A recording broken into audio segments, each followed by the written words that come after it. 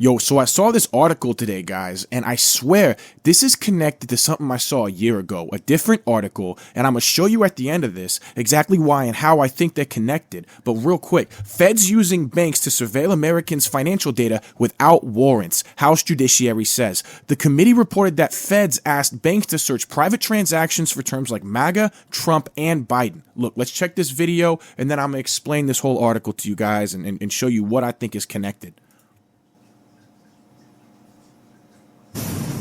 To a developing story now, House Republicans demanding answers from the Biden administration over, quote, alarming surveillance on you, the American people. So documents show federal investigators asked banks to comb through transactions for terms like MAGA and Trump. So those aren't the only phrases financial institutions were told to key in the aftermath of January 6th. To put it all together, Brooke Singman, who has written the story on .com, joins us right now with details. Good morning to you, Brooke. Good morning. Brooke. Hey, good morning, you guys. That's right. So House Republicans are now seeking answers from a former Treasury official after the agency told banks to flag consumer transactions that included terms like Trump or MAGA. Documents show that banks were told to search for customer data for other key phrases, including popular sports stores like Cabela's, Bass Pro Shops, and Dick's Sporting Goods. Now, federal officials also asked those banks to comb through customer transactions for book purchases, including religious texts like the Bible and media subscriptions. Officials allegedly said those purchases could indicate extremism. Now, House Judiciary Committee Chairman Jim Jordan, who is leading this investigation, says search of those transactions violate Americans' constitutional rights. Listen. So it was big banks looking and searching private transactions using key terms at the suggestion of the federal government to find out what you're buying, what you're spending your money on. Scary stuff. All it looks like without any warrant, without any legal process, they undertook this as a way to identify domestic violent extremism.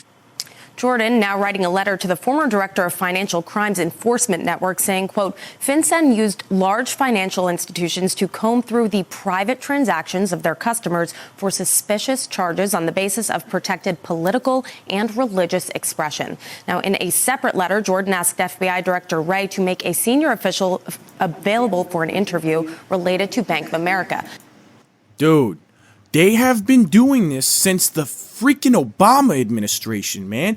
The IRS has been doing this for a long time. Dude, they've been going after political dissidents for a long time, especially if you are on one side of the aisle. It's wild, man. It's so frustrating. The panel and its subcommittee on the weaponization of the federal government released its interim report, first obtained by Fox News Digital, which details its findings. The committee said in the report that the FBI has manipulated the SARS filing process to treat financial institutions as de facto arms of law enforcement, issuing requests without legal process that amount to demands for information related to certain persons or activities which it considers suspicious.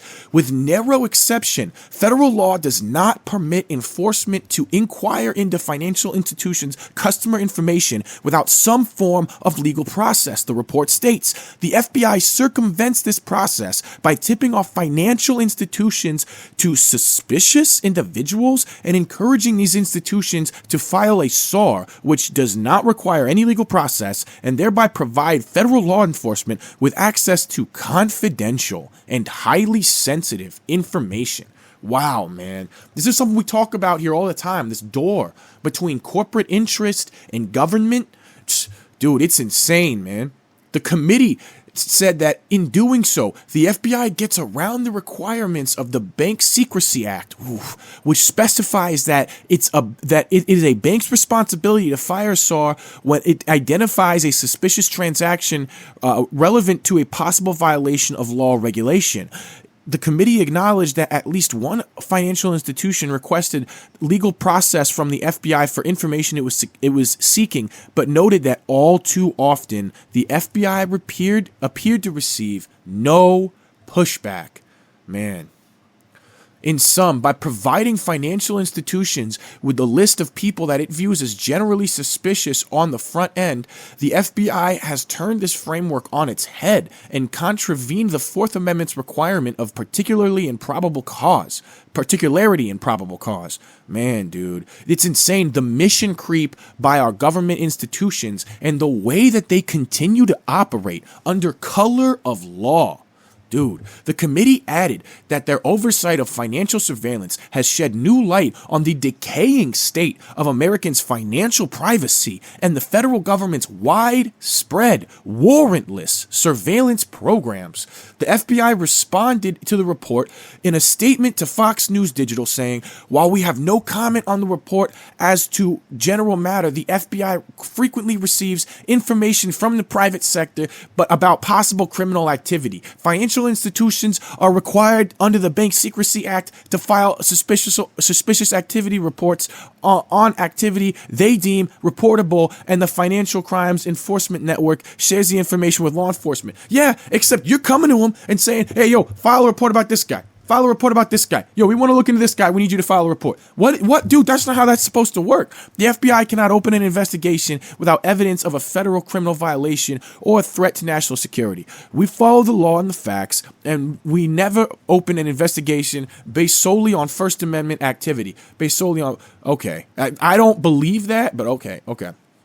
Federal Bureau investigates whatever. The committee began the investigation into government-led financial surveillance earlier this year after whistleblower disclosed that following the events of J6, Bank of America voluntarily and without legal process provided the FBI with a list of names and individuals who used Bank of America debit credit card in the region around that time. Fox News Digital first reported in March that federal investigators had asked banks to search and filter customers' transactions like MAGA and Trump as part of the investigation into J6 Capitol riot. At least they call it a Capitol riot and not some sort of insurrection. Jesus.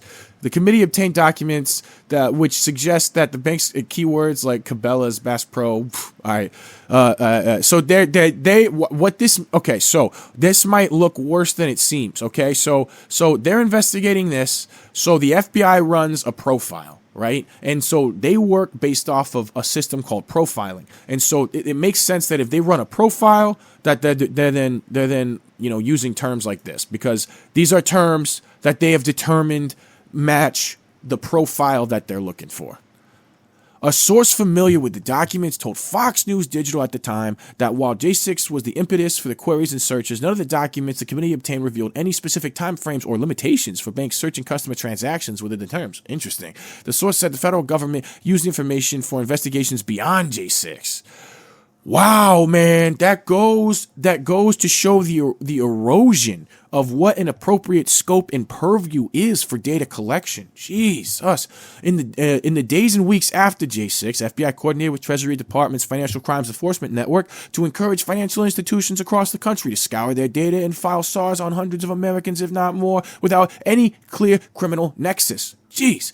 The Bank of America at the time told Fox News it follows all applicable law and regulatory requirements to receive, evaluate, process, safeguard, and early respond to law enforcement requests. Yeah, as you interpret it in the moment, documents obtained by the committee revealed at least one financial institution reached out to the U.S. Treasury Financial Crimes Enforcement Network with the idea that it would support the Bureau's efforts to address the acute threat of domestic terrorism. The financial institution encouraged FinCEN to use SARs on the basis of issuing Patriot Act 314, canvass nation's financial institutions for potential lead information. 37,000 points of contact. Jesus.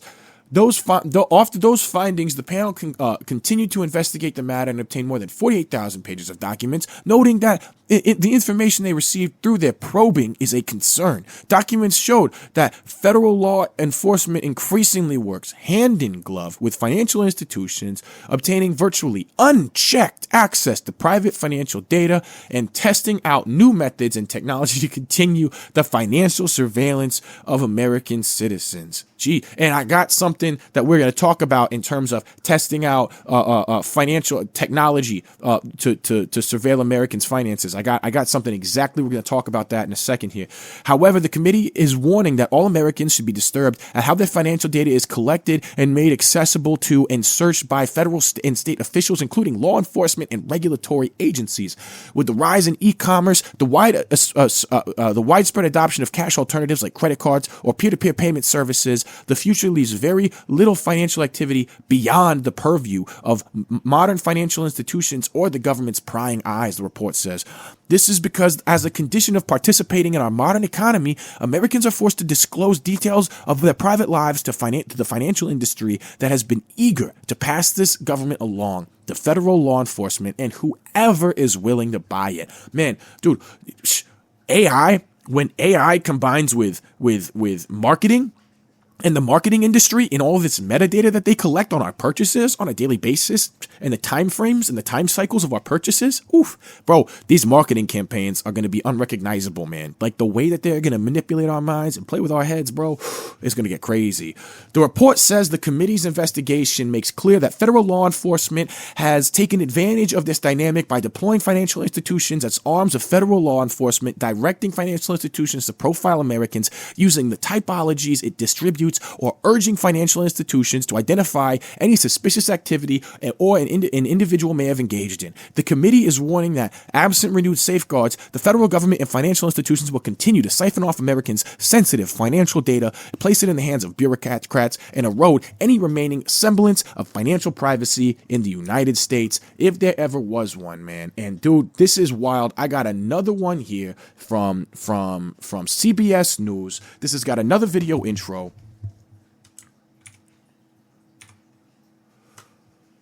Yo, this is wild, man. We'll play the video intro and I'll speed read it. But dude, this is another level of this exact same issue. So this was from a year ago. The IRS is using artificial intelligence to automatically flag and check bank accounts, guys. And I guarantee you, in my personal opinion, this in some way is intersecting with the FBI watching people's bank accounts, this, that, and the third. So, dude, it doesn't matter what agency it is. They are up in your bank account. They're up in your information without a warrant, and they're watching everything, dude. This is wild, man. Yo, let's check this out real quick.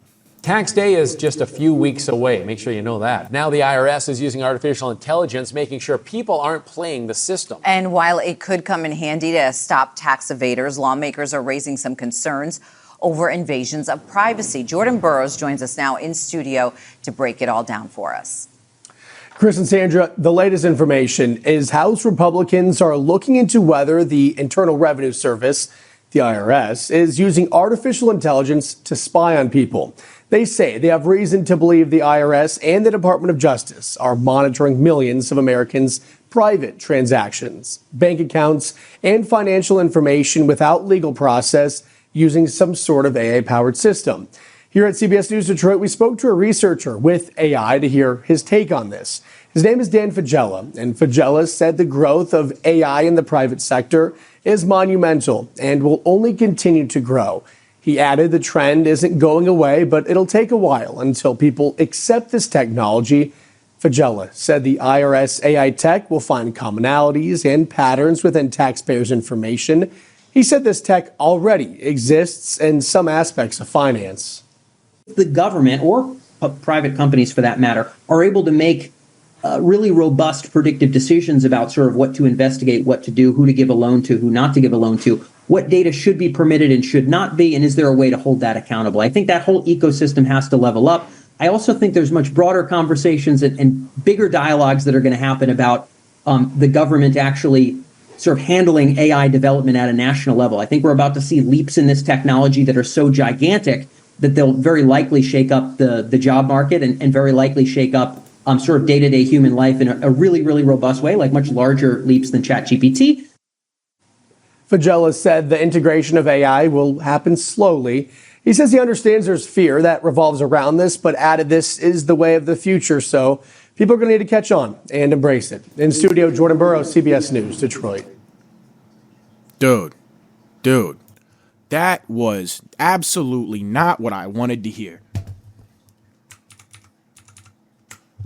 Did that or did that not sound like complete cyberpunk Minority Report surveillance state stuff? Man, that's dude, when you combine it with the other applications that we're seeing and everything going, dude, man, this is crazy, dude. IRS using artificial intelligence to make sure people aren't playing the system. While it could come in handy to stop tax evaders, lawmakers are raising concerns over invasions of privacy and even spying. Where'd the Fourth Amendment go, guys? It looks like technology has literally evolved beyond the Fourth Amendment.